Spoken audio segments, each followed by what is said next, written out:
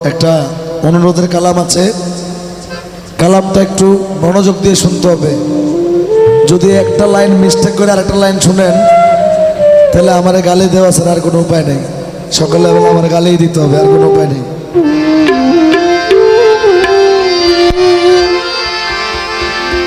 এই যে বললাম রসিক চিনিয়া প্রেম করিও,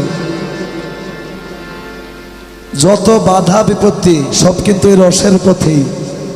চতুর্দিকে খেয়াল করলে দেখবেন কোরআন শরীফ কিন্তু একটা নাজিল হয়েছে, দুইটা হয় নাই, একটা না।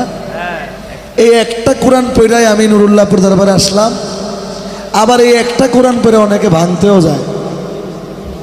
এই তো একটু মনোযোগ দিয়ে কালামটা শুনবেন, এটা দরবারের পক্ষ থেকে অনুরোধ। তোমার বৃথা যাবে নামাজ রোজা, জাহান্নামের রাস্তা রে সোজা।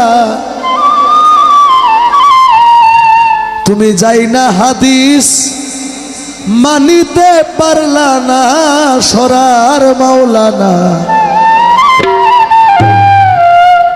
তোমার এই ভালা চোখটা কেমনে করলা কানা।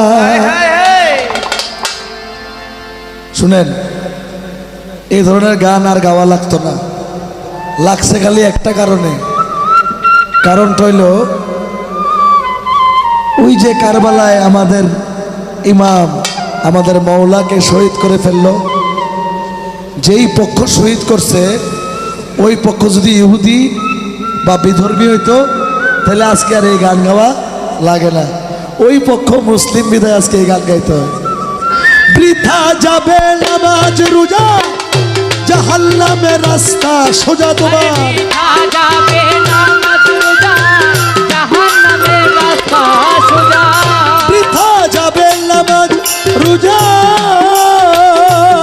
তোমার বৃথা যাবে নামাজ রোজা, জাহান্নামের রাস্তা রে সোজা। যাই না হাদিস মানিতে পারলা না তুমি, দিন থাকিতে আরে দিন থাকিতে মুর্শিদের দরবারে গেলা না, সরার মাওলানা।